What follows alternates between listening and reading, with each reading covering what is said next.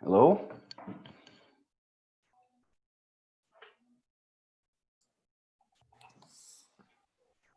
Hello, Luís. Olá, tudo bem? Bom dia. É bom? Hello. Andrea? How are you, Luis? Fine. And you? Fine. We cannot see you. Turn on Okay. your video, please. Yeah. Hello. And It welcome. was a pity, qué pena. Thank you. No estamos juntos, Sim, sim. pero no estamos virtualmente. Mhm. Did you see my message? Mark Meirowitz is not coming. Yes, there was something for, but okay. Only he will not be able to take part. Yeah. All other participants are confirmed. Bruno, Reis, and Marlene. Yeah. Well, Yeah. At least, as Marlene far is as I already know. here. Mhm. Bruno. Yes, I'm here. Hello. Hello. Marlene? Yes, I'm here. Oh, thank you and welcome. Thank you. Hello. Are you in Paris or in the Yes, US, I am. Marlene? In Paris. Yeah. How is the situation there? Because Not we have good. Really not good. Yeah. It's bad everywhere. Mhm. Yeah. Yeah. Well, it was bad in the US when I left, so that doesn't make any big difference. no. It's bad everywhere. So finally, maybe in Lisbon, in Rome, so situation is not so hard. Good. Maybe. Yeah, it's not good, but it's not so bad Yeah. as in Spain, As in in Spain. Madrid in particular, or of course in the US, or even in Paris, I believe. We've been having a spike in terms of the number of cases, but I don't know exactly why, but the mortality rate in Portugal is apparently lower. Yeah, We have very few. more young people infected. Excuse me? There are more young people infected, Mm-hmm. but less death, fortunately. For now, we don't know how this will be in the next weeks and months. So do you want to keep the sequence of our communications as the program, or you would like to change it, Marlene? Okay. Andrea? Of course. Bruno is not here with us yet. Yes, but I think he just messaged me. Is Connecting. is about to connect. Yeah. Okay.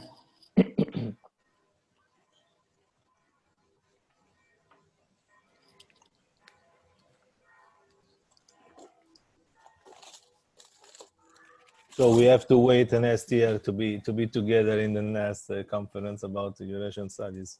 Yeah, we will organize another one next year. Yes, Hopefully, please.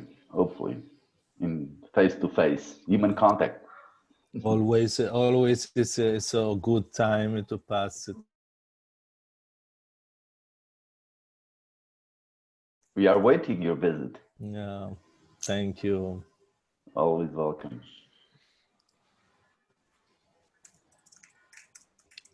Hello, everyone. Hi, Bruno. Hello. Hello. Welcome. Thank you.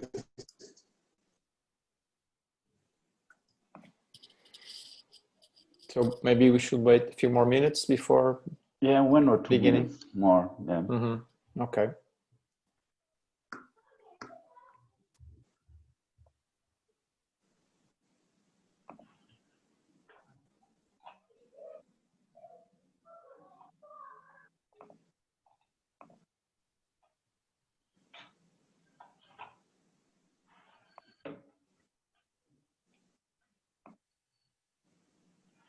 Andrea, Marlene, Yes. Bruno, do you have any PowerPoint presentation or a file to share? No. No.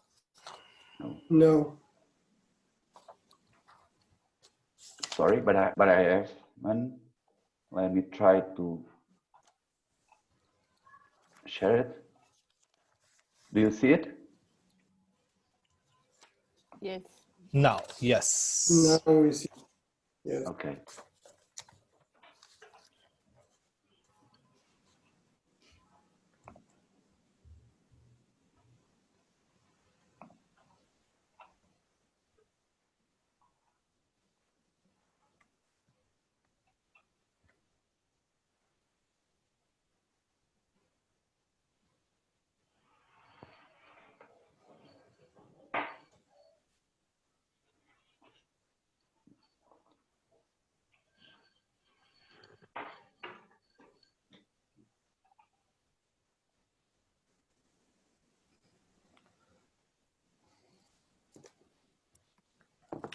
So we are supposed to speak for around 15 minutes. Yes, Is that I it? will explain the the rules in my very brief introduction. But yes, that's what is you're supposed to, you know, to have a first round of 15 minutes for each speaker. So then we will have time for Q&A. Okay.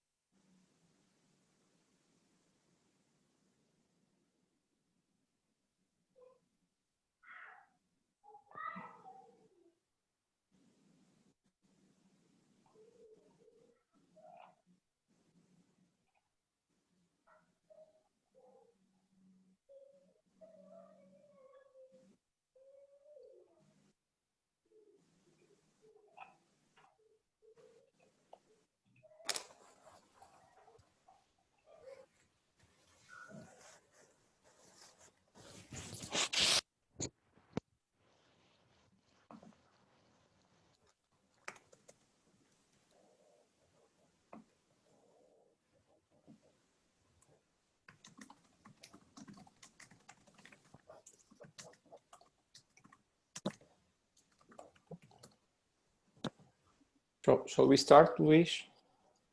Yeah, I think Okay, it's better five minutes. not to delay the session. Okay. Okay. Thank you. Good morning, everyone. My name is Luis Rodrigues. I'm the director of the Center for International Studies at ISCTE, Lisbon. And we are very honored and proud to be one of the partner institutions of the Eurasian Politics and Society Conference. And I'm very glad to be here today moderating this panel on the impacts of COVID-19 on Greater Eurasia. I would like to welcome our 4 very distinguished speakers and also to welcome all the audience. Today we have in this panel Professors Andrea Carteny from Sapienza University in Rome, Professor Bruno Cardoso Reis from ISCTE, Lisbon, Professor Luís Tomé from Autónoma University in Lisbon, and Professor Marlene Laruelle from George Washington University. Again, I want to thank all panelists for being here today and for participating at this year's edition of IEPAS. Unfortunately, Professor Mark Meirowitz, who was supposed to be in this panel from State University, New York, due to personal reasons, he would not be able to attend. We will start this panel with a first round of initial interventions from all speakers. I will ask all the members of our panel to make this first intervention for around 15 minutes in this 15 in this first round of remarks, and then I'm sure that later on we will have opportunity for you to have a few more thoughts and perhaps even to reply to each other remarks, and finally we will open up the debate for the audience. We are supposed to finish the panel by 1 p.m. and I was asked to be very rigorous in that time limit. So that's when we will have to finish. Meanwhile, the audience can start to put questions in the chat room, or simply to write down your name and your institutional affiliation and express your desire to intervene in the chat, and then we will give you the word in the Q&A period. I also would like to tell everyone that this session is being recorded and will be available at the websites of the organizing institutions. So please, those who do not want their sound and their image to be recorded, please turn off image and sound. In fact, I ask all the audience to remain with the sound off while our panelists are speaking, so we can have a session with a better sound quality, okay? So that being said, we will follow the order of the program, and without losing much more time, I will give the word immediately to Professor Andrea Carteny. Thank you very much for being here, and the floor is yours. Yes, thank you. Thank you a lot for your introduction, Luis, and thank you to Luis Tomé, to all our friends from Lisbon for the organization of this meeting. So that could have been very nice to be together there, take a coffee and a wine, but we are talking about the COVID and the effects on the greater Eurasia. So we are inside this kind of lack of physical feelings. That is a pity, but we can talk about that because we are in the middle of. So in somehow we are talking about geopolitics and international relations in the same time in which we live it. Because in the sense of the greater Eurasia, for sure, I can share with you some suggestion, some comments, because that is one of the most important areas affected by the pandemic. Maybe we can focus on Belarus in that sense. I was taking some notes and publishing an article in Le Formiche, in Italian newsroom, mostly about comments on international politics.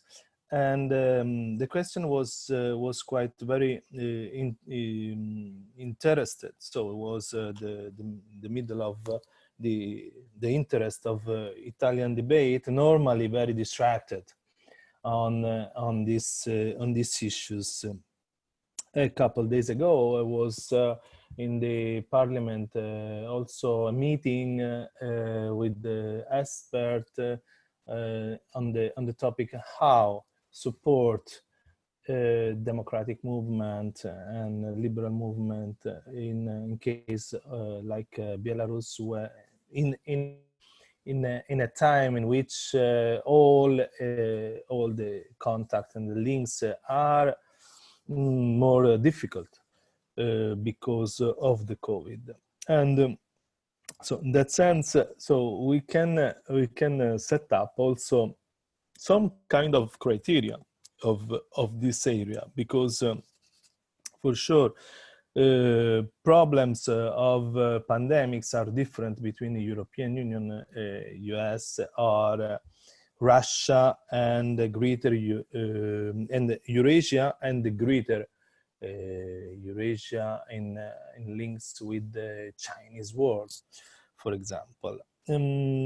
One of the most important element of Eurasia, so obviously I share this comment because with you as well-known stuff, dynastic element and leadership element are very important in Russia, in China, in the setting up of Eurasia. So traditionally by the Tsarist Empire, and after the Soviet Union, the empire, so-called identity, territorial identity in this third continent, as we can say, that was very well linked to a leadership able during centuries and so on, also to take to give the body of a sense of feeling and identity. And in that sense, in time of crisis, that is quite very well required by population. So a strong leadership is as seen always as one of the most important factor of stability in time of like a wartime, or in period of lack of security.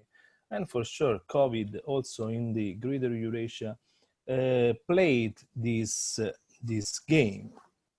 In Belarus, question is that affected by the COVID, there was there is this great movement as a democratic or critic movement against the old leader Lukashenko.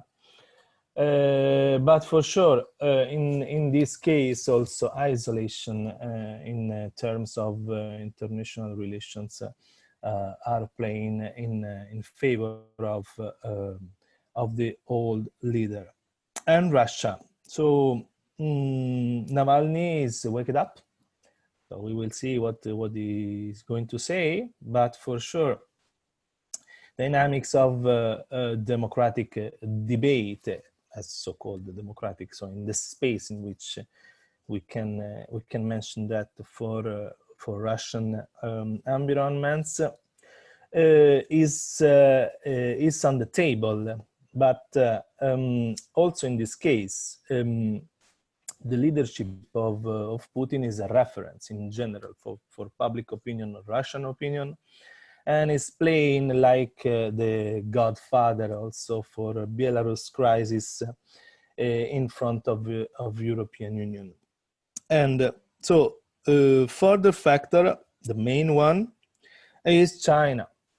So Chinese were at the origin of all this crisis, but with the leadership of Xi Jinping, they were able to play also the player of, so the role of who is the first winner and the first fighter against the COVID.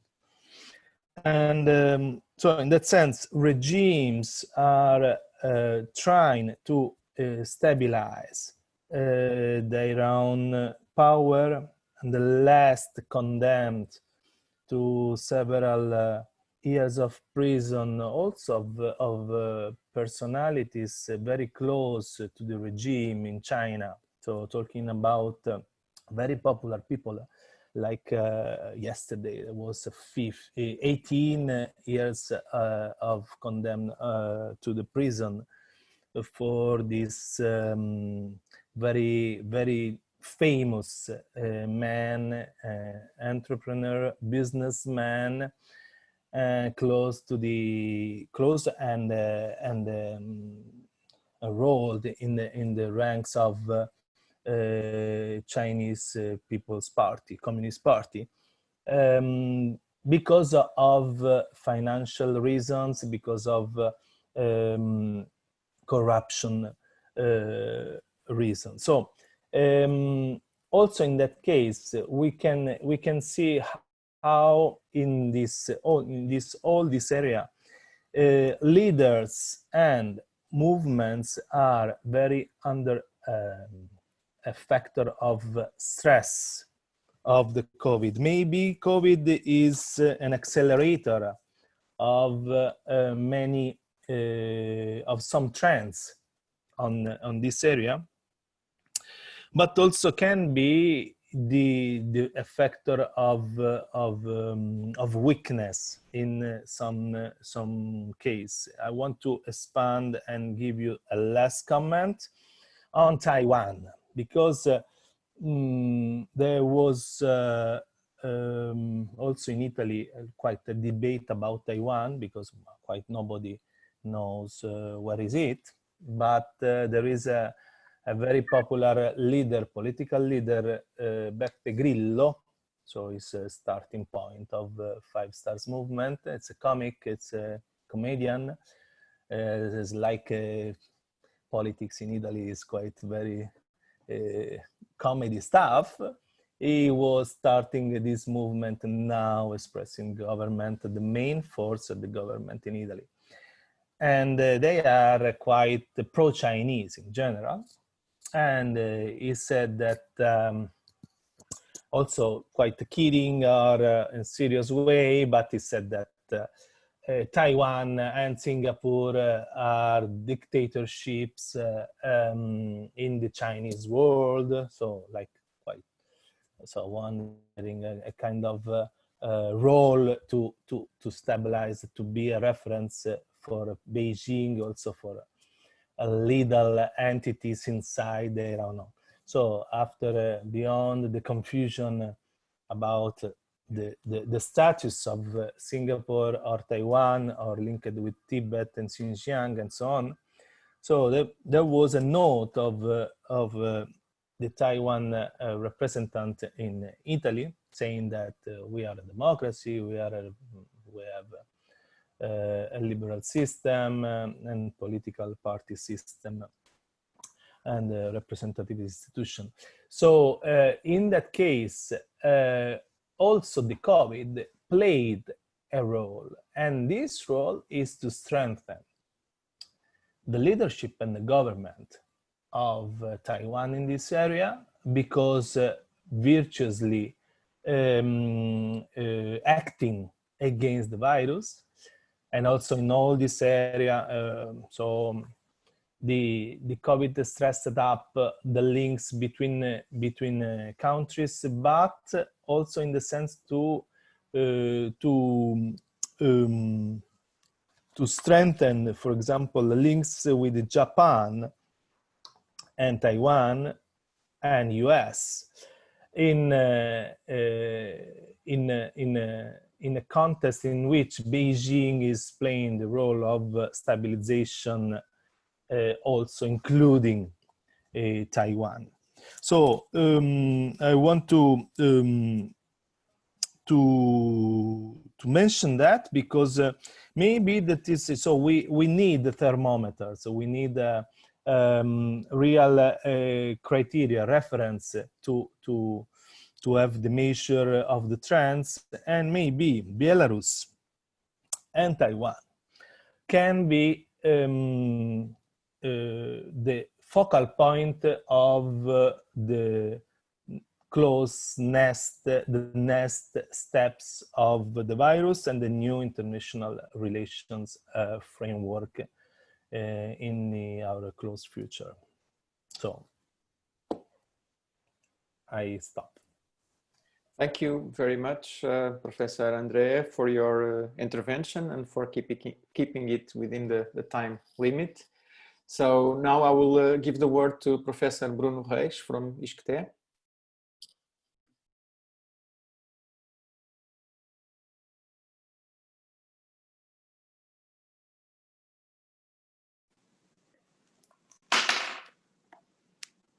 Okay, let me try this. Good morning, everyone. It's a pleasure to be here. It's also a pleasure to be associated with this event, in which the Center for International Studies, where I work, where also Nuno works, is also a full partner with our friends at Autónoma and of course in other places in Eurasia. But to go straight to the point, in terms of the impact of COVID in global politics and more specifically in terms of Eurasia, I would say that first of all, we have to recognize that there is still a lot we don't know. So this is kind of my get out of jail card. The pandemic is still ongoing. We have discovered at a very heavy cost that viruses are very sneaky, very dynamic things. We have watched the pandemic first have a huge impact in China, where it originated. At least most people in the world think it originated in China, and some people, including the US president, very much insist on that point. Even that, as we know, is open to contention and to kind of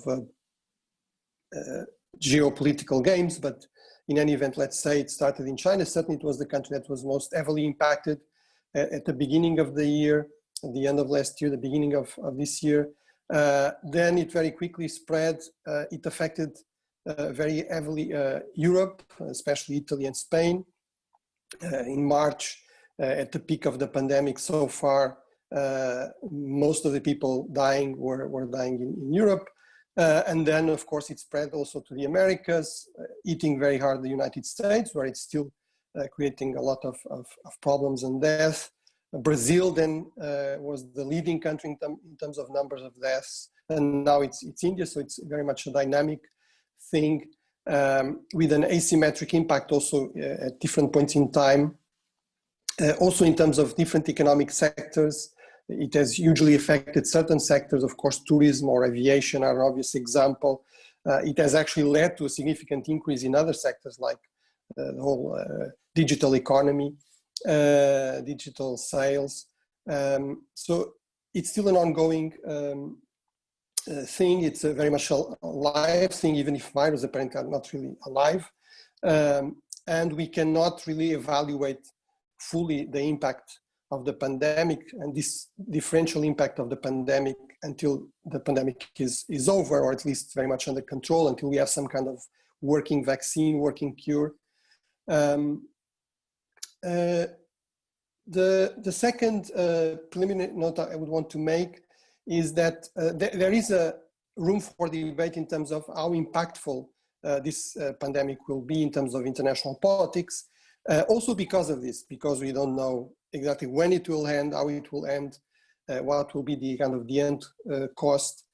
And therefore, I think certainly at this point in time, we can still debate whether it will have a deep transformative impact, or if in a way we are just shell-shocked, we are still very much under the impact in our personal lives of the pandemic, and we are maybe exaggerating the long-term impact of COVID-19 in global politics.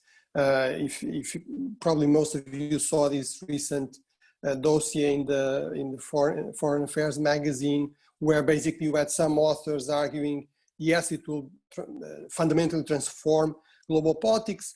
What is interesting is that the more kind of moderate wing was basically still arguing, yes, it will be a significant turning point. It will transform things, but mostly by, in a way, deepening trends that are already in place.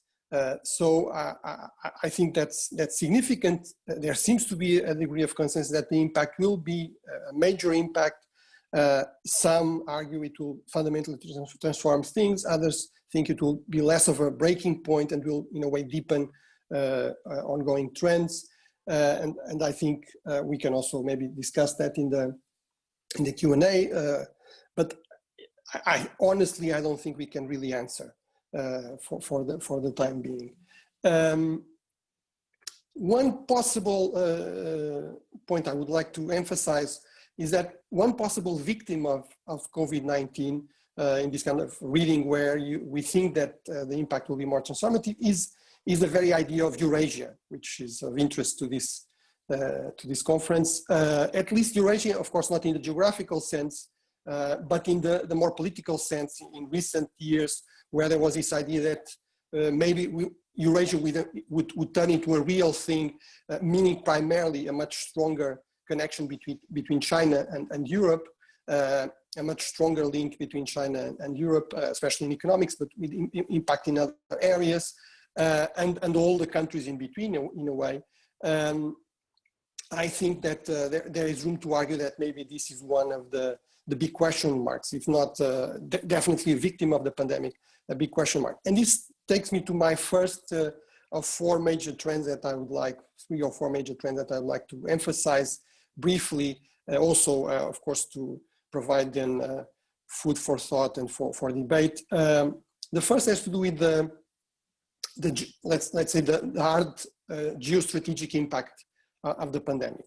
One thing I think we can say so far is that the pandemic has definitely heightened the tensions between the two major powers in the global system today, in terms of economic power, in terms of military power, China and United States. So I think this is undeniable. The US president keeps, just yesterday at the UN or the day before at the UN General Assembly, keeps insisting this is the China virus, it's the Kung flu. So it basically keeps blaming China for the pandemic. We tend to forget, but there seemed to be this kind of draft of agreement in terms of the trade war between the United States and China just in February, when the pandemic really started spreading and then eating very hard the United States. And arguably the US administration, the US president decided he needed some kind of scapegoat. And I'm not saying that China is not to blame at all in this whole thing, but certainly there's international politics and internal politics at play here. But the main thing is it definitely heightened very significantly the tensions between the United States and China. I was at the the Munich Security Conference in February, and one of the big takeaways, I think, for everyone there was the show of unity between the U.S. administration, so the members of the U.S. government that were there, the Secretary of Defense, the Secretary of State, and the leaders of democratic leaders who were there, like Nancy Pelosi, who was asked directly, are you in agreement with the Trump administration regarding China? And she said, this is one area where I have no hesitation in saying we are completely in agreement with the administration. I cannot understand how our partners in Europe do not realize that they cannot keep cooperating in key technologies, for instance, in key economic sectors, with basically an economy that is controlled by the Chinese Communist Party, by this totalitarian party. So this is one of the big takeaways, I think. We will have to see what happens. We will have to see what happens also in November in terms of the US elections. But this seems to be a deepening trend, one that was deepened by the COVID, by the impact of COVID, and this of course creates huge difficulties for the global system, for multilateral institutions. We see, for instance, the problems with the World Health Organization as a victim of this war, the US accusing it of being controlled by China. It's a huge problem for the countries, for most states, if not all states, across the world, in terms of security, in terms of economics, in terms of technology. And I think it's obvious it will have a huge impact in terms of Eurasia. With Europe, that's very obvious, but in many other places, in Asia, in Europe, in Latin America, in Africa, you will see this increasing pressure to, in a way, choose between the two sides. I don't know if this will lead to, this was one second trend I wanted to mention, this kind of crisis of globalization. I think it's obvious that there is a degree of crisis of globalization. Again, I think COVID clearly is a factor here. We saw, for instance, in Europe, which was traditionally a champion of open trade, where European economies are, of course, very much exporting economies. That's the case of Germany. That's also the case of Portugal. Very favorable to open trade, to free trade. Suddenly, there's this whole question, well, what happens when you have a pandemic and then 60% or 70% of the equipment that you need, the medical equipment that you need, comes from China, and maybe China is not available because it doesn't want to sell, or even because it cannot produce these materials because it's suffering some kind of disaster. So I think there's a clear change in terms of the debate in Europe. It's very visible in the European Union, this idea that you need resilience, that you need strategic reserves, that you need to make sure that you have key industries, key economic sectors to a much larger degree based in Europe, secured in Europe. To be clear, at the personal level, I think this actually can be a problem. I think it's a real problem, this question of resilience and strategic reserves. I'm a security scholar. I've been arguing that for a very long time in Portugal. So in a way, I'm sadly glad that the pandemic brought the attention of many more people to this problem. But I think it's also a problem to in a way, be too reliant on your own supplies. So you need a diversified system. But in any event, I think this is it's the most serious crisis of globalization for many decades. I think this is obvious. The pandemic, the tension between the US and China, all of that is adding to a very significant crisis of this model of the economy, which was very much globalized. This just-in-time kind of model of supply chain. So I think this is a major factor. Again, at least in the short term, it will create a significant disruption, significant costs of adaptation across Eurasia, and I think that's also a major challenge. A third major trend that I think is linked with this is the economic cost. So again, we don't know exactly what the economic cost will be. We don't know. We know that it will probably be very much asymmetric. In Europe, maybe 7, 8, 10% fall in GDP. In China, apparently only -1%, but of course, China was also growing much faster. You have all these different numbers. And they are still, of course, very much evolving. We still don't know when we will have a cure, a working vaccine. We still don't know what is the right working model in the meantime to reconcile health with the health of people, with the health of the economy, with some kind of working economy. So we don't know exactly what the cost will be, but it's very clear that it will be a huge cost. We just don't know if it will be a Great Depression in the short term or a Great Depression also in the long term. Again, there are encouraging signs, for instance, in Europe, in the US, in China, of major efforts to rebuild the economy, as you know, in Europe, this major effort to finance the recovery, including with for the first time and breaking a crucial taboo, this mutualized European debt. So this is very, very important. But again, the story is not over. So we don't know when the working cure, some kind of treatment will arrive and allow for a much more normal economy. So this is still a huge uncertainty, how deep the economic crisis will be. We do know, what we do know, with a major impact in terms of geopolitics, is that these economic stresses always increase conflict. They increase conflict between countries, they increase conflict within countries. It's not always violent conflict, happily, but it's sometimes also violent conflict. So I think we can expect the pandemic to, in a way, maybe not in the short term. In the short term, the impact can actually be to freeze conflicts because people are just even the warring parties are too concerned with surviving and all of that. But I think in the medium term, it will increase the stresses. It will increase the trend towards more conflicts, including internal conflicts, but also conflicts within between countries, as we saw in the case of, as we see in the case of China and the US. But that's not the only possible example of that. So I think we should also expect that. Of course, one major trend also linked with all of this is this war for vaccines.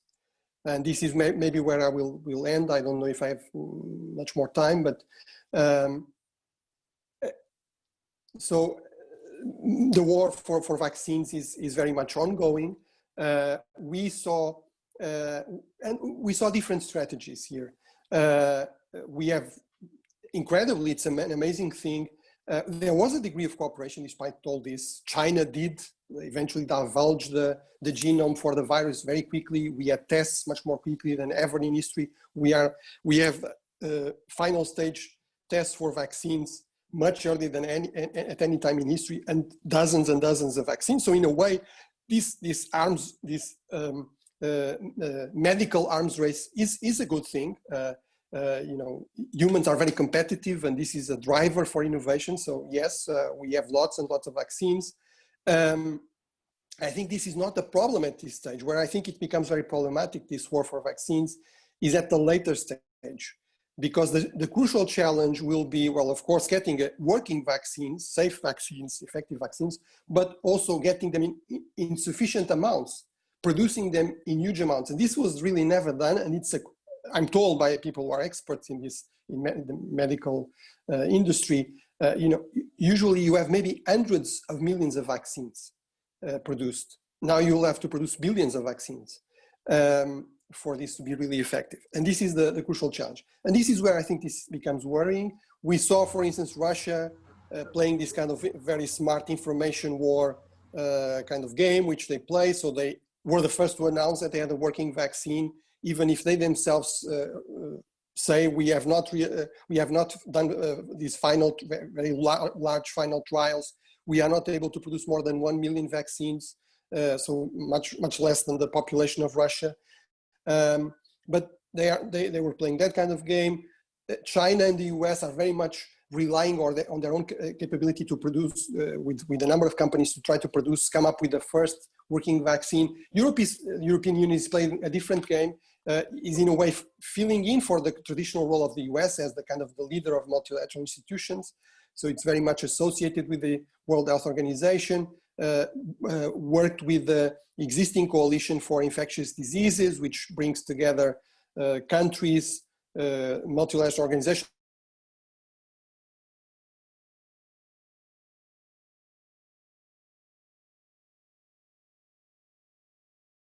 That the vaccine will be widely produced and widely distributed across the world, which of course makes sense in terms of a more effective fight against the virus. But I think it would be naive not to realize that the way this race goes will have a geopolitical impact. So who will be the first country to come up with a credible working vaccine? Who will they provide the vaccine to? This will be a major kind of hard power kind of tool in global politics in the near future. And this is of course something that we also would need to follow up on. Thank you. Thank you, Bruno, for your intervention. A lot of food for thought in these two first interventions. And now I'll give the word to Professor Luís Tomé. The floor is yours. I think you're... Thank you, Luís. Let me try to share my PowerPoint. Yeah. But we lost your video in the meantime. Yeah. Can you confirm that you're seeing? We are seeing the PowerPoint, but we are not seeing you. Okay. So thank you, Luís. It is an honor to participate in a panel discussion shared by you and with such distinguished speakers. Sorry if I'm going to repeat some of the words that both Bruno and Andrea already said. I fully agree with them, so sorry if I'm going to repeat something. But major crises have major consequences, usually unforeseen. And in addition to the pandemic crisis, we have to add these devastating economic, social, and political impacts, whose effects, as already Bruno said, also are even more difficult to foresee. It is too early to draw definite conclusions about the impacts of this crisis, but it seems clear, to me at least, that pandemic crisis has underlined and accelerated backward trends and has triggered dynamics that could redefine world geopolitics and the international order. Due to time constraints, I highlight here only a few, 6 to be precise, of these trends and dynamics. It is already clear why some countries have done better than others in dealing with the crisis so far. And there is every reason to think those trends will continue. The factors responsible for successful pandemic responses have been state capacity, social trust, and leadership. Thus, it is not a matter of regime type,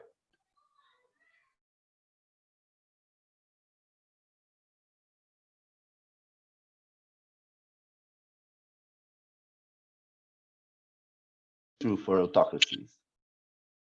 However, nationalism, populism, and attacks on the liberal world order have been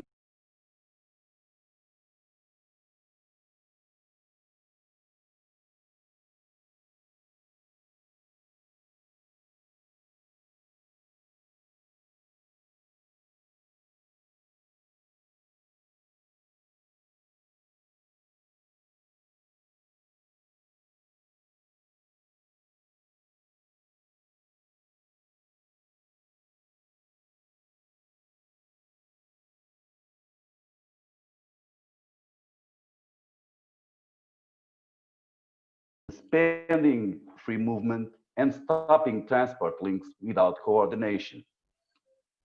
Coming after the sovereign debt crisis, the migrant crisis, and Brexit, the coronavirus crisis is further damaging the EU's cohesion.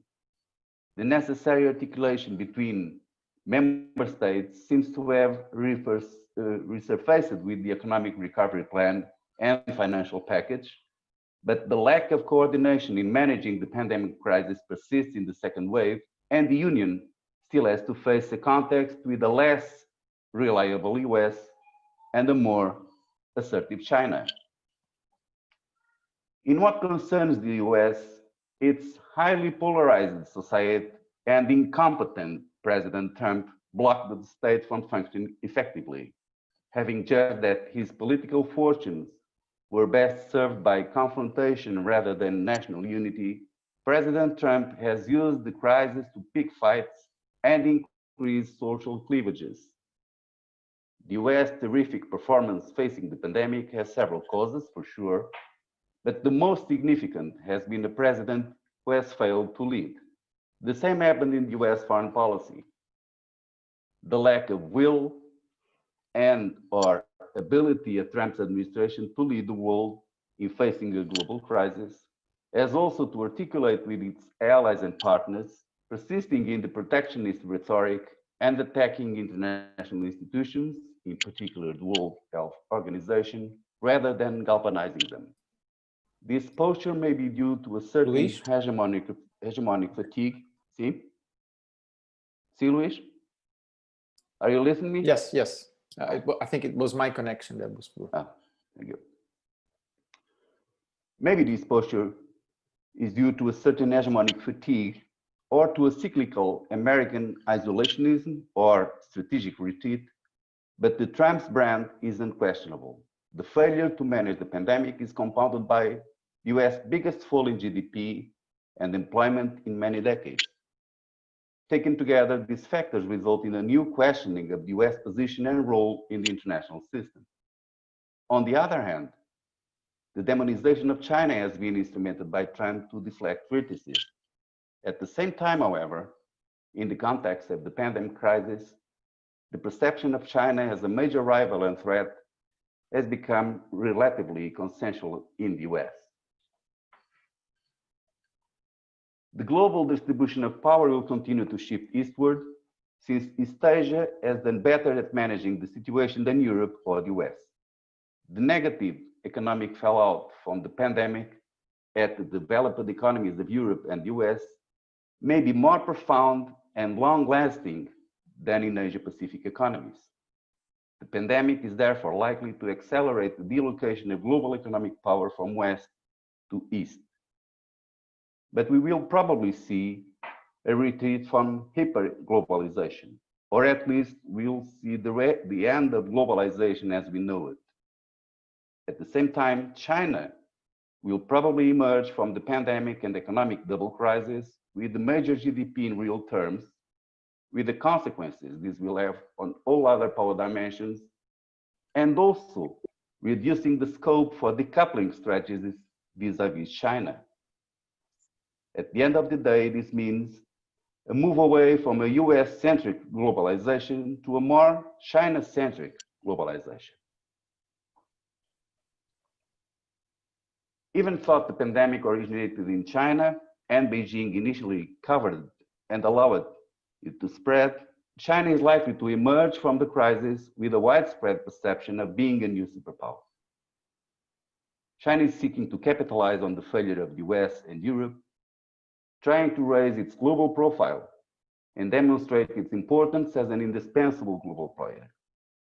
The crisis is also likely to favor Chinese influence in international organizations such as the UN and the WTO, as well as China's spheres of influence in parts of Africa, Europe, Latin America, Middle East, Central Asia, and South and Southeast Asia. At the same time, however, many countries and companies are likely to review their dependence on China for vital products and to take steps to diversify their supply lines. On the other hand, in the context of pandemic, China has shown greater assertiveness, seeming to abandon the traditional line of peaceful coexistence and essentially non-confrontational posture. From the intensification of militarization in South China Sea to the national security law imposed on Hong Kong, military confrontation with India for the first time in decades, and successive diplomatic frictions and threats of sanctions to various countries. This represents a great leap forward in realization of the Chinese dream and the affirmation of China's claims. However, Beijing may be going too far and too fast, risking provoking a real anti-China front. In times of crisis, global rivalries tend to intensify rather than abate, and the pandemic crisis seems to confirm this sentence. COVID-19 is not a cause of competition between the US and China, but has exacerbated tensions and frictions that have existed for years, from trade disputes to the Taiwan question, human rights, South China Sea, technology, and so on, in the context aggravated by both Chinese assertiveness and the US presidential election campaign. As such, in a multi-polar world power structure, this crisis has reinforced the perception of bipolarity among the apparently declining and emerging superpowers. Therefore, to conclude, I would say that another impact resulting from the pandemic crisis is to accentuate the tendency for the greater Eurasia, that is the whole of the European and Asian continents, to become a target and a stage for geopolitical, geostrategic, and geoeconomic moves from China and US, whether in competition and confrontation or in cooperation and engagement. Thank you. I look forward to your questions and comments, Luis. Thank you very much, Luis, for your intervention and for your presentation. And without further delay, I'll give the word to Professor Marlene. Thank you so Marlene much. Laruelle, thank you. Thank you.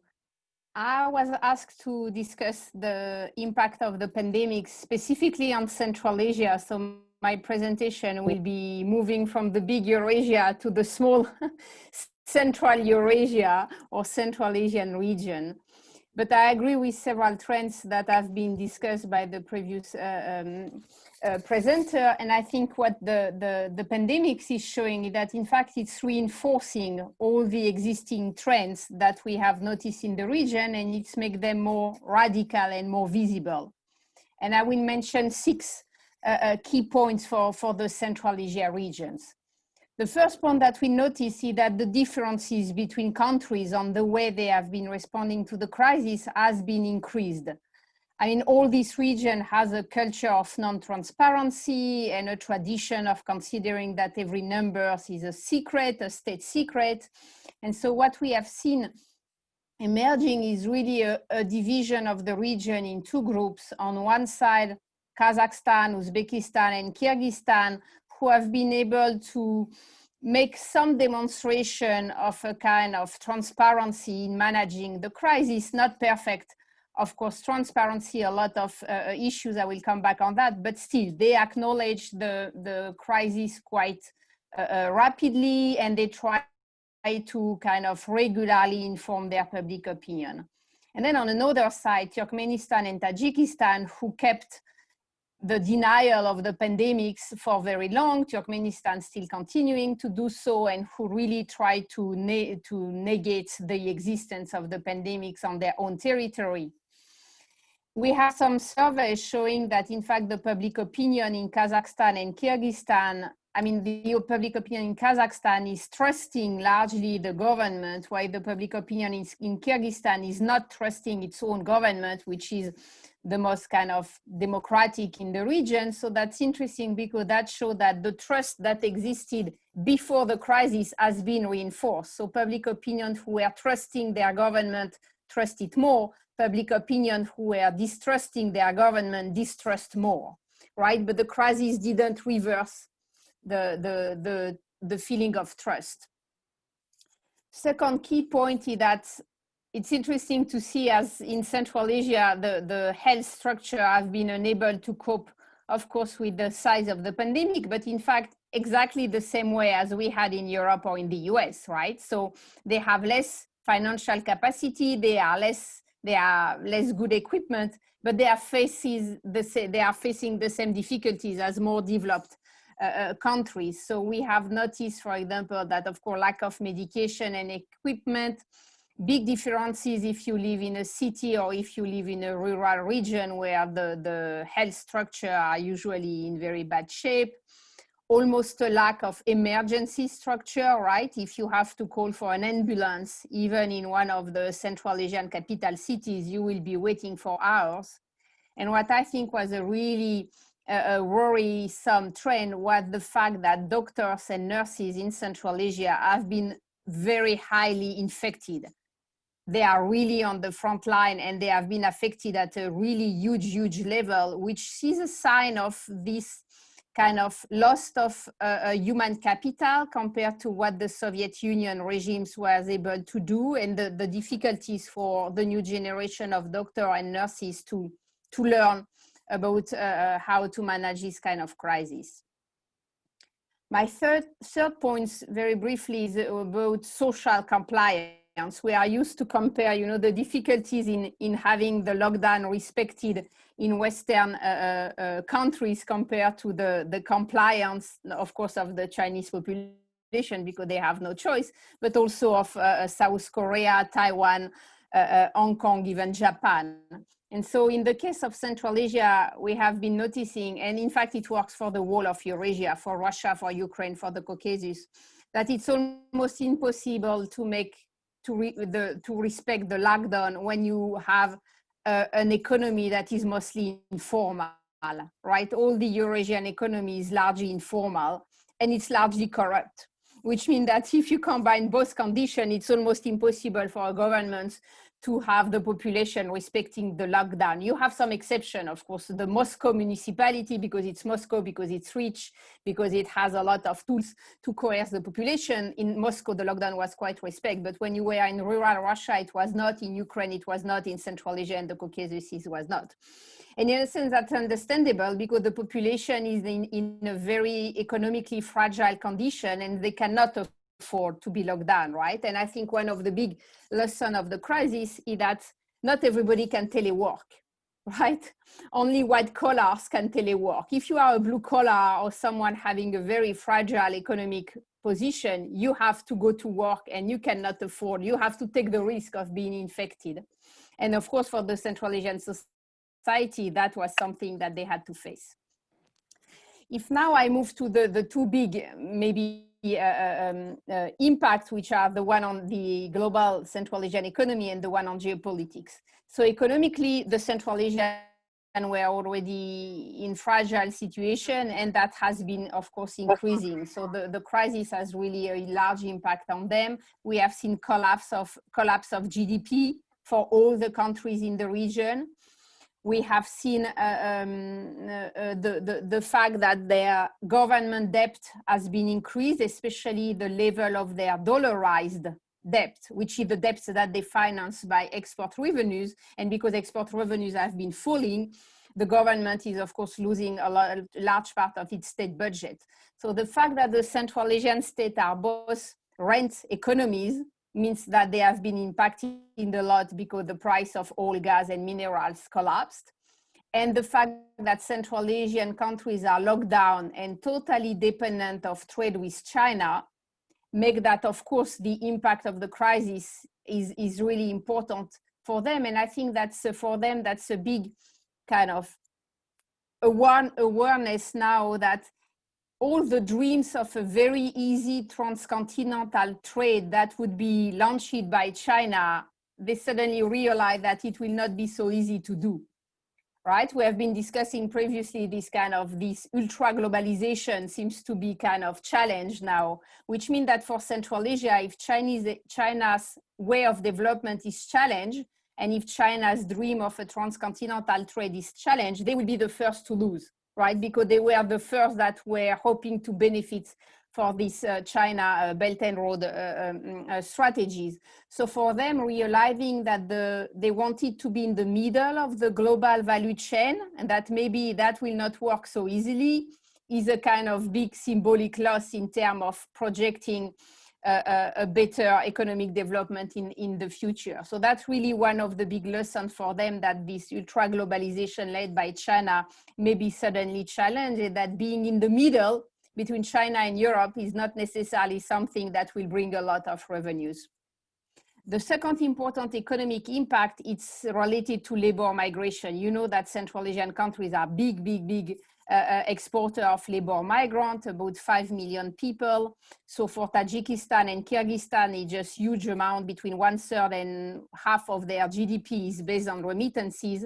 It's a little bit less for Tajikistan, for Uzbekistan, but it's still millions of people, right, working in Russia. And so the fact that the Russian economy has been stagnating even more, that it's very difficult for migrants to go back home, that really created very stressed economic situation for Tajikistan, Kyrgyzstan, and Uzbekistan, especially in rural region where you have the majority of labor migrants are from. So we have seen kind of collapse of prices, really families not being able to, you know, to survive until the end of the month. There are tens of thousands of migrants who got blocked somewhere in Eurasia, between Russia and Central Asia, or between Kazakhstan and Uzbekistan. And also symbolically, it's really important because it showed that the Eurasian Economic Union project launched by Russia, when you have a crisis, it doesn't work, right? Russia closed its border with Belarus and with Kazakhstan, even if they were part of the Eurasian Economic Union at the middle of the crisis, and didn't care about them. The same way like European countries closed their border and no one was respecting the Schengen free circulation anymore in the middle of the crisis. So for Belarus, for Kazakhstan, for Kyrgyzstan, it's a big lesson to realize that, well, in case of crisis, Russia will not be here to help. And for Tajikistan and Uzbekistan, who are not part of the Eurasian Economic Union, it's also for them a realization that their dependencies on Russia in terms of labor migration can be a very difficult one, right? Because they are so dependent on whatever is happening on the Russian economy that it's really impacting them a lot. And at the same time, they don't have any other alternatives, right? There is no other solution than to have migrants living to Russia. So you have this kind of relationship to China that has been kind of challenged, the relationship to Russia that has been a challenge, and the fact that these governments don't have enough finance to really help their population. So Kazakhstan has been offering very small amount to help its unemployed population. The Uzbek government has refused to help the population. So we now know that in Kyrgyzstan, Uzbekistan, Tajikistan, you really have millions of people who are in very difficult everyday situation, with, it seems, raising kind of malnutrition cases and so on. So the winter, because there is a second wave now clearly in Central Asia, the winter will be very difficult, and Tajikistan is really on the verge of a big, maybe not famine, but something that will be where really we will have a large part of the population facing malnutrition issues. And my last point in terms of, my pre-last point in terms of geopolitics is that the Central Asian states have been realizing, so they receive help from China. They receive doctors, they receive equipment, they receive masks like everybody receives from China, right? And it seems from what we know from the public opinion that there is not, that the crisis didn't really reinforce the anti-Chinese feeling. The anti-Chinese feeling were already there, but there is not, I mean, there is some people with this narrative about the virus is a Chinese virus, but still, because China is very good in promoting itself, people also know that China has been sending equipment and doctors, so it's kind of stabilized the public opinion toward China. But Russia has been totally absent. Russia sent very few things to help the Central Asian countries. Russia didn't help training doctors and nurses. So that is a kind of symbolic link that where Russia could have played a kind of soft power role and didn't, because Russia was itself facing the crisis. The European Union sent quite a good amount of money, but as always, the EU is unable to promote itself well. So nobody knows that things are coming from the EU. So at the end, that doesn't kind of increase the visibility of Europe. And as we said previously, the US have been just totally absent, right? So seen from Central Asia, the West is totally absent, Russia has failed, and only China has been there to help, right? Which is once again reinforcing for them their feeling that even if they don't like China, they don't have any other choice. But the big issue for them is that they see this kind of Chinese assertiveness becoming more and more visible, but they also see that there is no one to confront it, right? So they have this kind of dual position, dual kind of concern that if no one is here to confront China, they feel they will be the next kind of victim of Chinese domination and just be kind of protectorate of China with no other room of maneuver. If they see a confrontation rising between China and the US, it's also bad news for them, right? Because they are in such a geopolitical situation that they cannot really take side, right? They cannot be pro-Western when you are neighboring Russia and China, right? So their room of maneuver, whatever the relationship between US and China will be, their situation will be difficult. They don't need a too assertive China, but they also don't want a kind of open confrontation between the West and China because they are in the middle and they will be losing because they cannot take a choice side. The only good kind of geopolitical aspect of the crisis has been regional cooperation.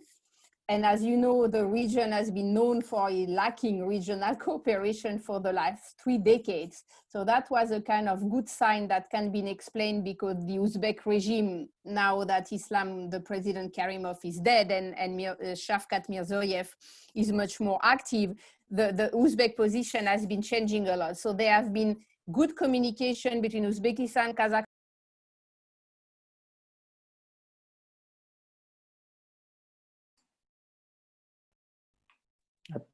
Oh, sorry, disappeared. I'm back. Yeah, I was saying so the regional cooperation has been increased. There have been exchange of communication between the president in the regions. They each other helped. It's very symbolic, you know, each country sends some doctors, some equipment to the neighbor, but for the region, it's a big success, right? Because it's the first time in 30 years that these presidents are able to kind of at least symbolically cooperate together. And that of course give a lot of hope for all those who are hoping for a more kind of institutionalized Central Asian regional cooperation. So we will see in the future if the relationship, especially between the Uzbek president Mirziyoyev and the new Kazakh president Tokayev will increase and kind of create a dynamic for regional cooperation. And my last point, and then I will stop, I think that, of course, as everywhere in the world, we have seen a reinforcement of the surveillance structure. So, of course, in kind of so-called well-established democracy, you can hope that there will be some pressure from public opinion, that there will be some discussion between security and privacy, and that there will be a kind of return to normal life with less kind of surveillance mechanism. But for countries that are already authoritarian, like the one in Central Asia, and we notice the same, in fact, in Russia, so regimes that are either authoritarian or hybrid, the pandemics has been really a good opportunity to suppress dissent, to have new strategies of controlling public opinion, and to strengthen authoritarian norms. And so one of the big trends that we have noticed all over the region, and the same it was in Russia also, is that the government tend to heighten the number of infection, and what is even more important, they try to forbid doctors for talking publicly about their condition at work in hospital. There have been several doctors and nurses who got kind of jailed for talking openly about the situation and the lack of help from state structure.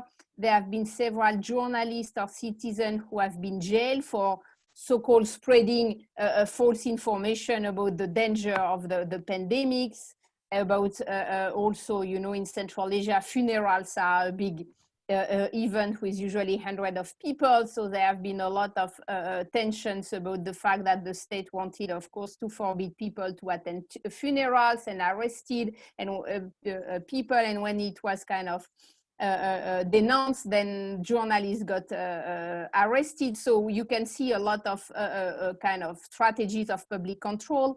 Kazakhstan also reinforced its video surveillance, of course, as everywhere in Eurasia.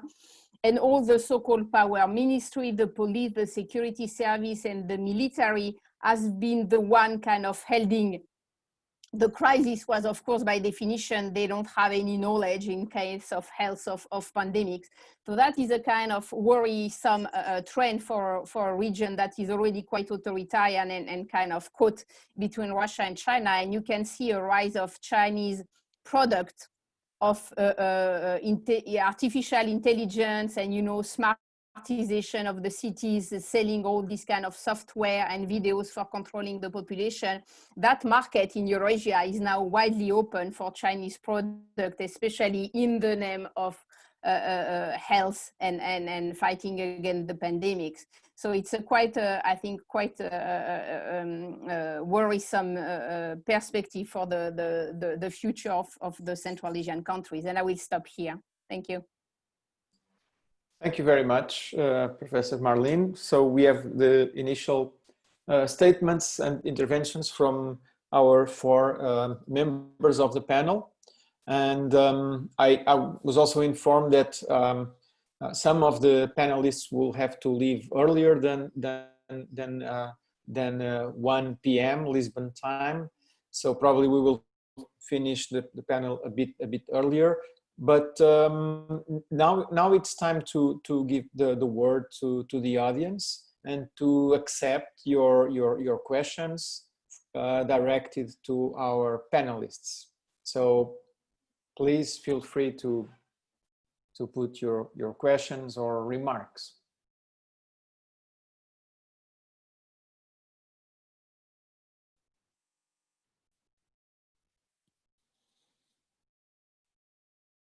Any question or comment?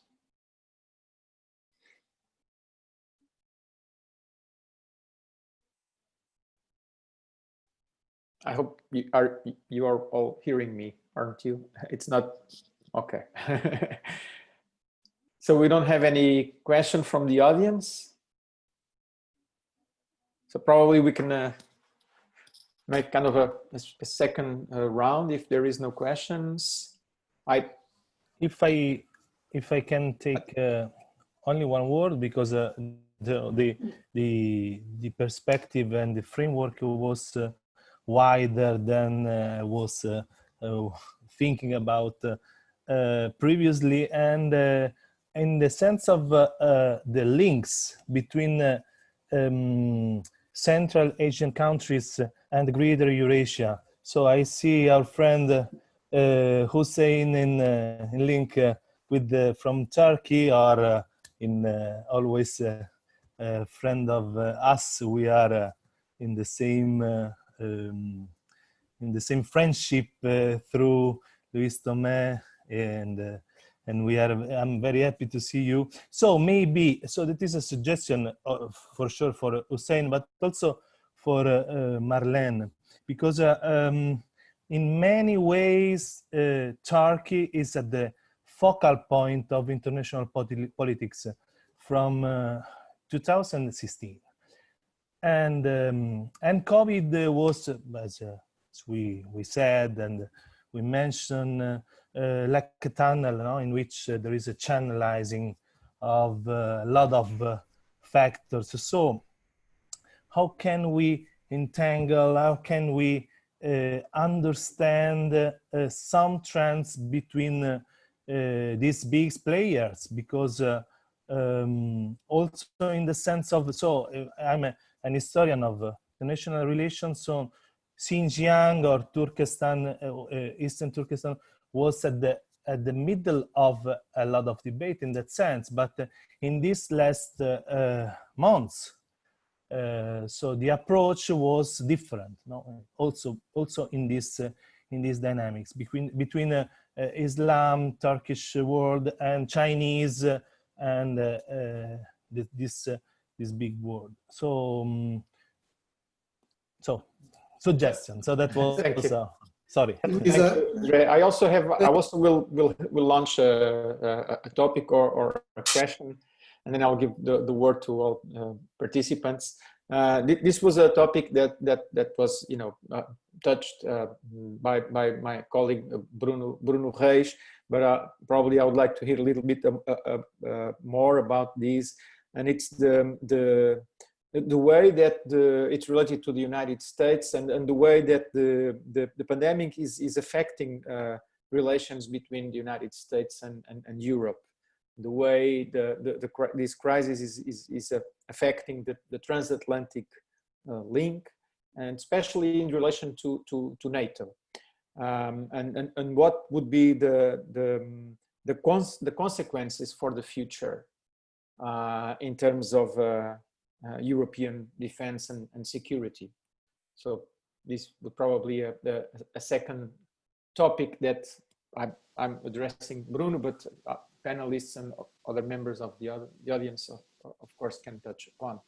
Is there any other questions? So we have already Andrea's, mine, intervention. There's a question, well, a third question that I will address and then give the word back to the panelists. Is a question from Yasmin Selikol, and it's a methodological question, and asking how safe is it to generalize and talk in terms of Central Asian countries, considering the local dynamics, developments and particularities. And this is a question addressed directly to Professor Laruelle.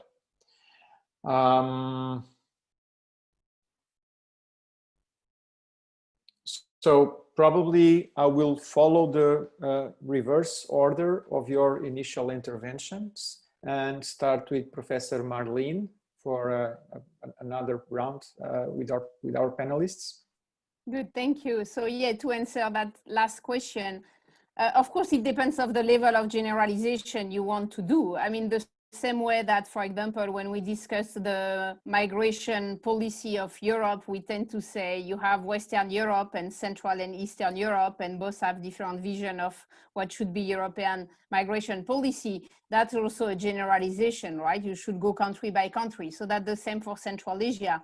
There are still some level of unity if you want to compare them to the big other region around, but otherwise you can go country by country, and each of them has a specific combination of the political regime, relationship to their own public opinion, their economic capacity, their state efficiency. So it's as for the other region in the world, the level of generalization is possible only when we have like 15 minutes to make a brief summary, but otherwise we should go country by country. And on the first comments on the relationship to Turkey, what I can say that, at least for Central Asia, Turkey is, I mean, the perception of Turkey has changed a lot, of course, with Erdogan's transformation these last years, but you have a rising younger generation of Central Asian that feel much closer to Turkey than you had before, right? So before, Central Asian elites were feeling close to Turkey because they were admiring kind of Kemalist tradition of Turkey and considering that was a good model for them. Now you have a younger generation that is more looking at Erdogan's policy as a potential model for Central Asia. So people who want both a regime that would be more democratic than what they have now, but that would also be more openly Muslim or Islamic. And so that you can feel that you have a generational change in Central Asia in the relationship toward Turkey. And I remember during the big 2015 crisis between Turkey and Russia around the Syrian crisis, it was a big issue for Central Asian public opinion. And here also I'm generalizing. It was mostly discussed for Kazakhs and the Kyrgyz public opinion because they are the most active public opinion with social media. There was a lot of comments like, we don't want Turkey and Russia to have bad relations. We need them to be friends because otherwise, once again, we will have to make a choice, and we don't want to have to make a choice. And remember that for Central Asia, Turkey is one of the only countries with the post-Soviet space where they can go without visa. So for them, the ability to go to Turkey, travel to Turkey, and kind of keep ties with Turkey is really very important. So I think on the long run, the role of Turkey will grow again in Central Asia, even if it was less visible this last kind of few years. Thank you. Thank you. Luis Tomé? Yeah, and tell something on transatlantic relations, but I suggest maybe Professor Hussein Bakshi, he wants to say something on Marlene Laruelle's comments, if you agree, Luis. Sure. Hello, Professor. Give the floor. Thank you, my dear friend. I think the conference is very important. I'm sorry I'm late to join you, but I had some other meetings. But whatever it is, as far as I can see now, until the last analysis from Dr. Laruelle, very interesting analysis when I do look to the perception of the young generation and old generation of the Central Asian Turkish republics towards Turkey. It is true, since 18 years, this generation did not have any other Turkish political leader in power as Tayyip Erdogan. So they grow up differently as their fathers in the 90s when the Soviet Union was dissolved. But the basic question is here. Of course, not all the Turks go to Central Asia without visa, or the Central Asian people can come to Turkey without visa. No, it is not. There are visa requirements for countries. Turkmenistan is maybe one of them, Tajikistan and even Kazakhstan. But the fact remains that Turkey is a crucial country. In recent days and months, Turkish foreign policy now is very much deeply involved in the Middle East, but Tayyip Erdogan discovered now Turkic world. So this is why the Turkish Council, Turkish Kenesh, is now getting more important. Countries like Hungary became now observer countries. And Turkey, after so many years of neglect to Central Asia, has now a different eye to this area. But the question will be how Turkey will continue to exercise certain influence in Central Asian countries. It will be not so easier as before. But one country in Central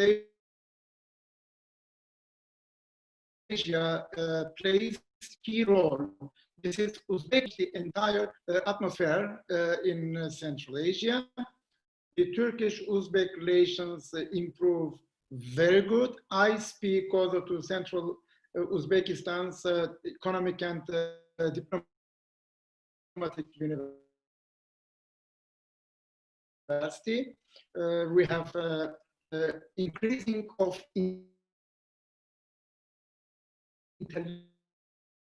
intellectual cooperation, political and economic cooperation.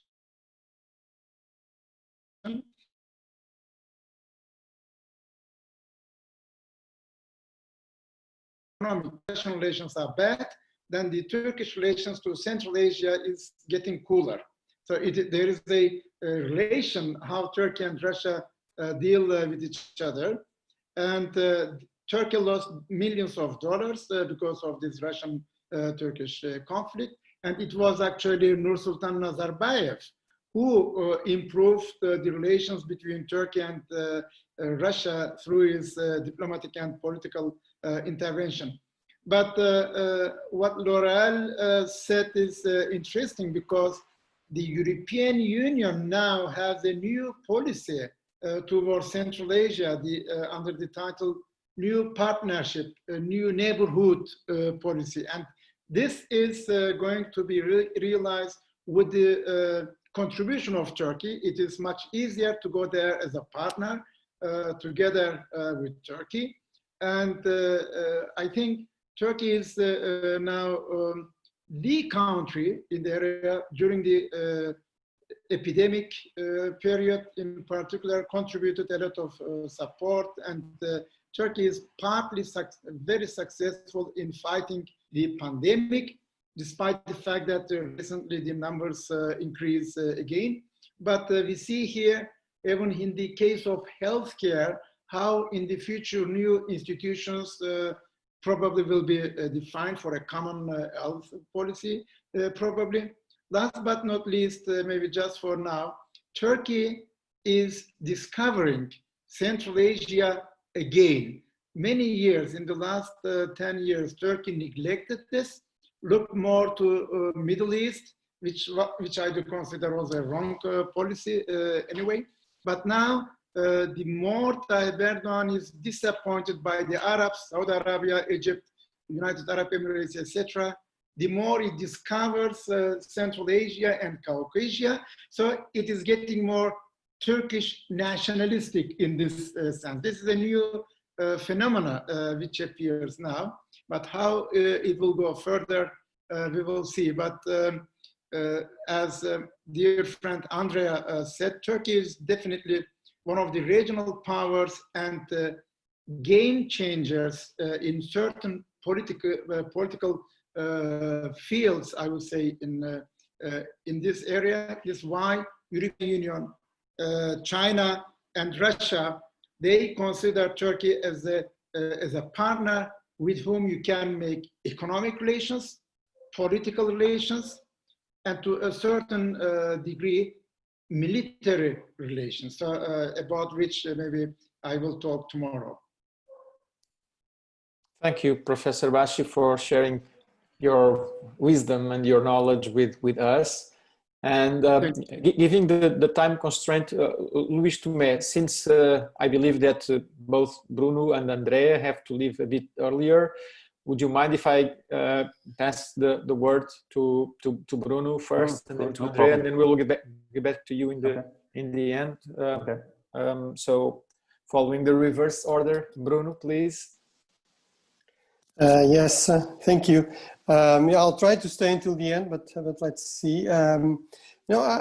Just maybe start with this topic, which has just been discussed, but and linking it with what you asked, Luisa. I actually have a problem, and it's a fascinating question, this kind of level of analysis and also labeling. Of course, all labels are to a certain degree imperfect. You can even question the national label, especially if you have huge countries like China or Russia. As a Chinese colleague once told me, China is an empire disguised as a nation state. So of course that also applies to regional areas. I actually have a problem with Asia, and this is an ongoing discussion with Luís Tomé, for instance. Of course, I have no problem with Asians or with Asian countries. I do have a problem with the label and the way it is used, because it's simply too vast. So we certainly have problems of cohesion, of actedness in Europe. But there is something there. And of course, the obvious thing there is the European Union. It has many problems, but it is a real thing. And for instance, in terms of defense and security, which is my main area, we keep discussing how can European countries spend more together, more in a coordinated way, instead of duplicating efforts. But the problem in Asia is Asian states are not spending money together. They are spending it very often against each other. So China is not spending money with India, it's spending money against India or against Japan. So I think that's a fundamental problem with this idea of a rising Asia. I think, of course, Asia as a region of the world is increasing in importance. Asian states are increasingly important. And of course, China is in a league of its own so far, and maybe India will get there. I think most other Asian states can aspire to be significant middle powers or regional powers, like in the model of Japan, not in the model of China or United States. But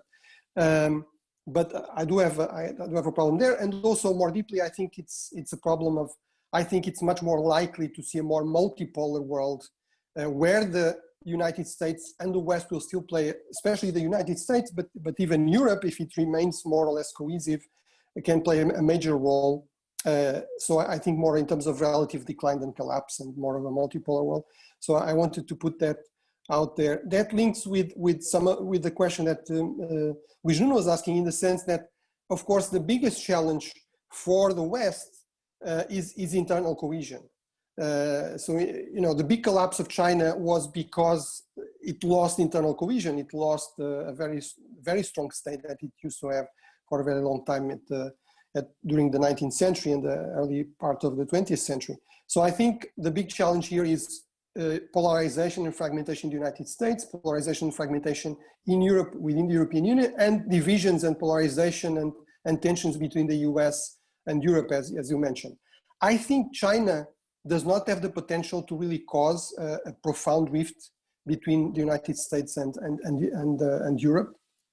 You know, Portugal, many other Western countries will usually say we distinguish between economic partners and long-term historic allies. So we distinguish between China and the United States. I think in any event, it's clear it's creating difficulties.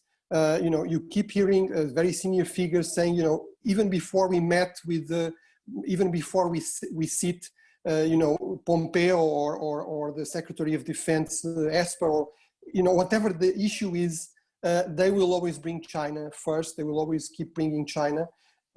I think Europeans would prefer, and I think probably most other states in Eurasia would prefer, in the case of Europe, of course, again, it's different from Central Asian states. They have a bit more room for maneuver, but they still feel, certainly a country like Portugal feels, we really cannot, if the choice is between the United States and China, we will have to choose the United States, given our geopolitics and the rest, and defense and all of that. But they would prefer not to be forced to choose, at least in a radical way, to completely decouple. I think the preferred choice would be something like, even in terms of the European interest, yes, we realize that, you know, pajamas and 5G is not the same thing strategically in terms of security, surveillance, sabotage. So yes, we can accept that maybe we cannot have a long-term, medium-term, we cannot have China dominating 5G in Europe. We will have to work with the US on that, but we still want investment, we still want trade in many other areas with China. By the way, we also want to profit from this increasing tension to force China to play fairer, because that's also a major irritant. It's not just the United States who is very irritated with China. Increasingly, very powerful actors in Europe, namely huge, the main companies, the main multinationals in Europe are very irritated with China. They waited for decades that finally the Chinese would really open their market, and it never happened. They feel they are being stolen from their copyright and their intellectual property and all that. So this is a major irritant in Europe, not just something brought from because of pressure from the US. So I think this would be the kind of a more selective relationship, a more balanced relationship, certain key areas for security and defense, more kind of more close to China. I think that would be the preferred choice, but this is certainly a cause of tension. And let me just add, there is another important rift within NATO nowadays, which is with Turkey. And of course, the tensions between Turkey, Cyprus, and Greece. I'm sure, you know, the different countries have, as you know, have different, very strong, and different arguments. I think, again, most European countries would prefer a mediated kind of a moderate response, a negotiated response, some kind of agreement between the parties. But this has created tensions also with France, as you know, these incidents in the Mediterranean. So this is also an additional factor which has been creating tensions and rifts in NATO, and it will be interesting to follow up. Thank you. Thank you, Bruno. And now I'll give the word to Professor Andrea Carteny. Yes, only if you want to add some comments. I already said, but maybe a suggestion for Luis, who is going to be the next and maybe the conclusion, because it was very important as the chessboard of the greater Eurasia is so the field on the competition US and China. So as Bruno said, just said, so Europe, if there is a role. So if Czech Republic can give a message when goes to Taipei and giving a kind of so to account this government as another factor of balance, and the Indo-Pacific as this other area where play the game of US-China, if can be also defined as a new Cold War or something like that, but in the sense of after COVID international relations based on security and digital challenges. Thank you, Andrea. Luis, do you want to, if we don't have any more questions from the audience, this will be the concluding remarks. Yeah, I just to have some comments on two questions. First, on the transatlantic relations. In my view, of course, the pandemic crisis creates more problems, more crises in the transatlantic relations. This is nothing new, but we all remember that it was not possible even for President Trump to organize a G7 summit, even online, because of the strong against reaction from Chancellor Merkel from Germany. We all know the differences between European and US in what comes the World Health Organization, for instance. But in the future, if Trump again be the next president of the United States, we probably will have more problems, not only because of the protectionist view targeting Europe, threatening Europe with sanctions, even during the pandemic crisis, trying to buy vaccines from the German and British pharmaceutical industries. But in the near future, I see no possible that European countries, because of the economic and social problems coming from this pandemic crisis, can fulfill the commitment in 2024 to spend 2% of its GDP on defense. So this is probably another cause for frictions between US and European countries between NATO members. And of course, we are in some international questions side by side with Russia and China. And in US, they are in the other side. For instance, Iran nuclear agreement, Paris agreement, and so on. So this crisis accelerate, underline all divergences between Europe and US, but a lot of things depends on what is going on in the next presidential election. In what comes Asian rising and century, my argument is not that Asia is the center of world geopolitics, because the Asian countries are all together, or they are all allies. My argument is quite the opposite. As the 20th century, Europe was the center of the world geopolitics, not because we are the central point of the First World War, Second World War, and the Cold War. We are having with US most of economic power and strategic power until the Cold War with the Soviet Union. Now, what we are seeing in Asia is that they are having more and more economic power. In a comparison by regions, Asia Pacific has more than 50% of the world GDP share, 50%. On the other hand, China is becoming the bigger economy in the world. We are seeing that Asia Pacific, after North America, is having by far the biggest arms budgets. Of course, there is an arms race in Asia. But the question is that we are seeing power concentration in Asia Pacific, both economic, diplomatic, strategic power. We see many problems in that region that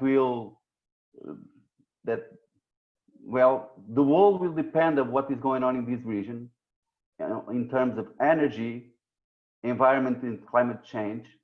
See, for instance, that in Europe, we are worried with the, Russian territorial ambitions in Western Ukraine, Eastern Ukraine, and Crimea. But we have a lot of problems in Asia between territorial disputes, sovereignty disputes between India and Pakistan, India, China, China, Vietnam, China, Southeast Asian countries, and including the Philippines, hotspots like Kashmir, the Taiwan question, Korean Peninsula. We see the proliferation of weapons, nuclear weapons, are existing in Asia Pacific. The new three world nuclear powers are coming from this region: India, Pakistan, and North Korea.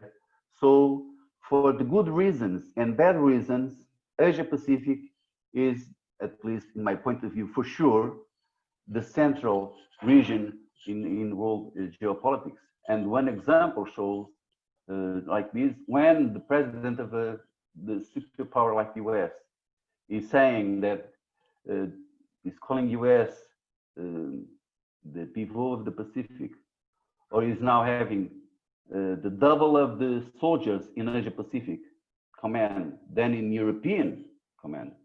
In 1987-88, US have the double soldiers in Europe than in Asia Pacific. Now they are in Europe. We are having only half of the American soldiers. They are already in Asia Pacific. So it's not because they are friends, allies, but because they are competing, but also engaging with each other. China is by far the largest trade partner of the regional allies of the US, Japan, South Korea, Australia, and so on. They created last year the largest trade agreement in the world with China. So for good and bad reasons, Asia Pacific is, of course, in my view, the central region in world geopolitics and geoeconomy. Thank you. Thank you. Luis, can I just get back to very briefly to Miguel, to Luis' comments? No, just to clarify, first of all, my point is, we talk about Europe, we talk about Asia, we have to realize we are talking about very different things, not just in terms of dimension. Yes, of course, Asia is the biggest economic area in the world. It's much larger than Europe in terms of geography, population. What was a complete aberration was that such a small region like Europe, with such a relatively small population, had such a huge share of the global GDP. It's still, by the way, by far the most prosperous, richest region and the most interesting market, even for a place like China. The second point that I wanted to make is to do with the fact that I don't see Asia going from 50% to 80% of the world economy. So arguably it's kind of peaked because, you know, hopefully, Africa will also expand significantly, not least in demographic terms, in economic terms. Latin America also has a lot of scope to expand. So I don't see Asia just keep growing until it reaches 100% or 90%. So maybe it has already kind of peaked. But the main point is, I think we should realize it's not an actor. It's a region, and it's a very different region, much more diverse also than Europe. So if you're talking about Central Asia, as we've been for a while, that's very different from China or from Japan or from Southeast Asia or from. So it's a very diversified region. But of course, I understand many of the points of Luis are very, very much valid points. I think, and I also wanted to come back to that last point. I completely agree. I think there is a real risk of a collapse of the West. NATO is more divided probably than ever. There are very, very deep tensions between the current US administration and Europe. And maybe this will signal a break between the traditional kind of bipartisan consensus in Washington between Republicans and Democrats in terms of the priority to NATO and to relations with European allies. So I think there's a real risk there. I don't see, especially the US collapsing, even if it becomes very problematic, as Luis was saying, you know, if you can be significant by being problematic. I agree with that. Even if it becomes very problematic, I don't see the US collapsing into irrelevance. I think it will still play a major role, not least because it's also by oceanic power. It's as much a Pacific power as an Atlantic power. Again, I tend to be skeptic about this idea, maybe because I'm an historian like Andrea. You know, the United States has been saying since the 18th century that it will pivot to China. That was one of the priorities of the United States as an independent nation. You know, the Tea Party, the tea came from China. They wanted to sell and buy directly from China. It still hasn't meant that the Atlantic and the traditional connections, namely economic connections with Europe, have become irrelevant, very, very far from it. 48 US states still export and invest more in Europe than in Asia, and that includes California, which was meant to be. They will change radically, but I think we should be prudent there. But it's, of course, a fascinating debate, and especially to have with someone as well informed and with interesting arguments as Luis. Let me add just a brief comment, a final sentence. My argument is that we cannot assume right now that this new bipolarity between US and China will be confrontational, only confrontational. We cannot assume right now that we are now for sure in a new or a second Cold War, because there are a lot of elements, a lot of room between the US and China. Even from an historic point of view, there are much more time with a very good relation between China and the US than confrontational. So one of the worries in US allies in Asia Pacific is that in terms of power to rule the world, the US will articulate interests with China against the interests of countries just like Japan, Australia, the Philippines, India, and so on.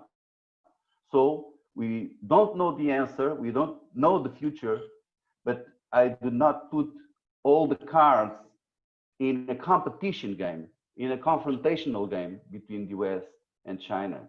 There is also the chance of a real articulation of interest between China and US, and that is not a good thing for Europe as well. Thank you, Luis, Bruno, for your small debate, if I can say. Is there any final question or thoughts from the audience? Okay. No questions, no more interventions. So I think that we will finish yes. here. Professor Basha, yes.